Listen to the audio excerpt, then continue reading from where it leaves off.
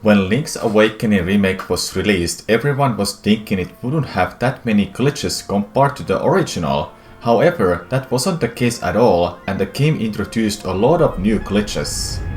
Here are the top 5 glitches and tricks that you can see in Link's Awakening remake Speedrun.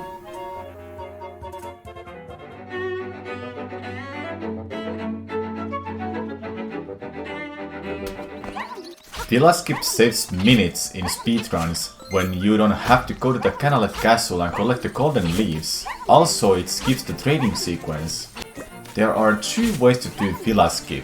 One is with the fox, the other one is using a pincer enemy.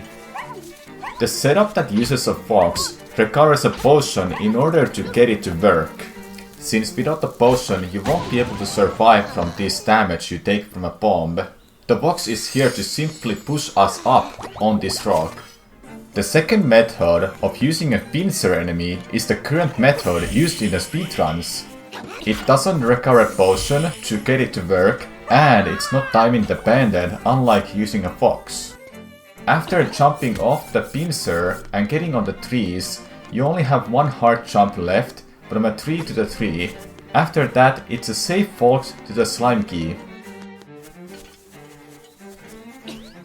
To start this, you need to stun both of the pincers and take the top one with you to the tree. After you get to the tree, you throw the pincer off, jump and slash while holding upright at the same time. The jump and slash is required to make pincer rise up slightly. After landing, you want to use powder again to stun him. Now you must walk to that hole while holding the parts pincer, so the game is gonna put you on the pincer. It can be hard to walk to the pincer's head, so it is required to use a shield. You must line up to the middle of the pincer's head and jump straight down. If you're not in the middle, you are not gonna land on a tree. The skip requires some practice since it is a bit tricky to understand.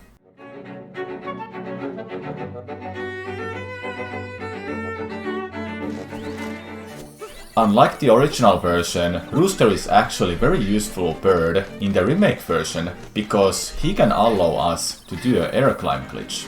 The easiest way to set up air climb is to jump off from the ladder while holding up slightly. You should be standing mid-air by now. Before this though, make sure Rooster is nearby in a ladder so you can grab him. Grab the Rooster, then tap up. When you're at the corner of the ladder, that's when you start holding up to do an air climb. The glitch won't work if you start holding up too early or too late. Early will make you clip through the ladder, and late will make you climb up the ladder normally. Any ladder in this game works for air climb. Some of them are very useful and some are not useful at all. This specific air climb can actually get magnifying lens early, which is done by walking to the entrance after you land on a wall. Other useful places are in the mountains. This one can specifically skip all the caves on your way to the Dungeon 7. It's good to note you can actually jump off the ladder with a Rooster, and that is rather important for this next skip. In this side of the map, with air climb and jumping off the ladder with the Rooster, you can actually land on an invisible wall and jump again to get to the Dungeon 8 early.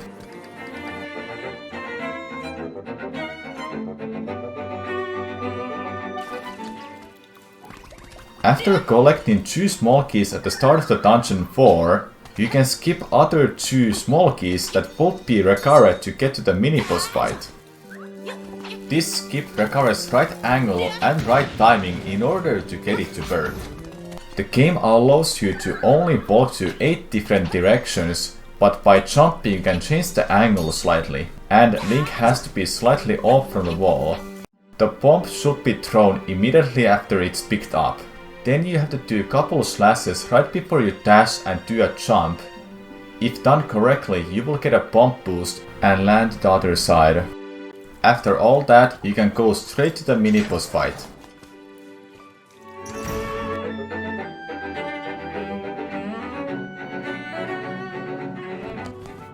Dungeon 7 and 8 skips are the biggest skips in the whole game. To make it sound simple, Hinox throws you to the end of the dungeon. That's pretty much it.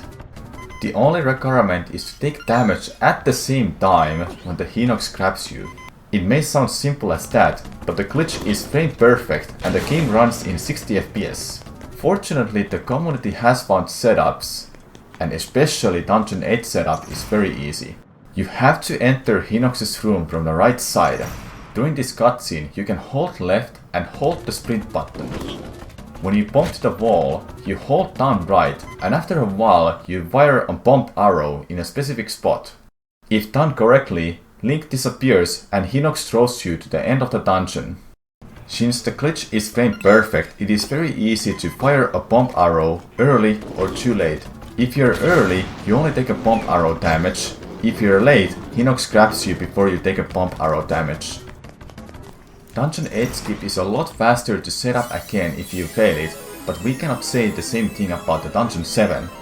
Dungeon 7 skip is a lot more complicated to understand and to explain, so I won't be going too much into the details.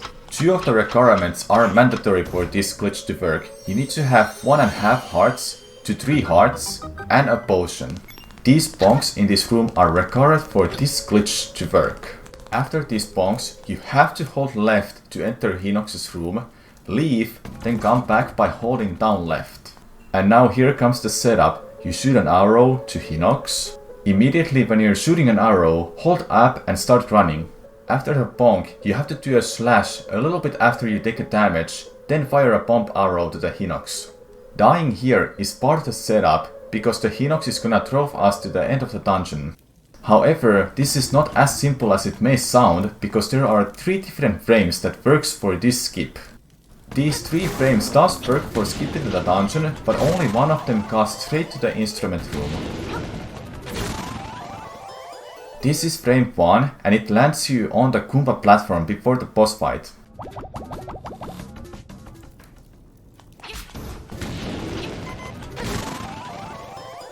This is frame 2 and it lands you directly onto the boss fight.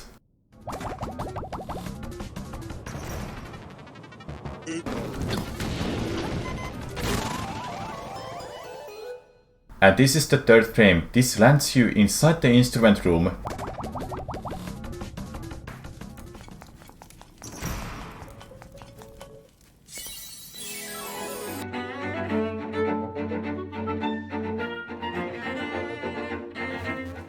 In Dungeon 5, when you defeat Master Stalfos, he drops a hookshot. With the hookshot you can defeat Slime Eel, but what if I told you you can actually use hookshot to get on the wall and skip the boss fight? By doing this, you have to set up Master Stalfos to the bottom right corner. The bomb that damages Master Stalfos must be top left of him so he doesn't leave the corner. In a 3rd hit, you must run against the wall, then directly against Master Stalfos before the explosion happens. After the cutscene is over, you must put down a bomb. It is recommended to mash for it. The hookshot will launch up from the bomb, then you must go directly underneath it. The spot where you want to be in is in the middle. Now you must pick up the bomb right before it lands on Link's head and hold right. This will launch Link on the wall, and from there you can go directly to the instrument room.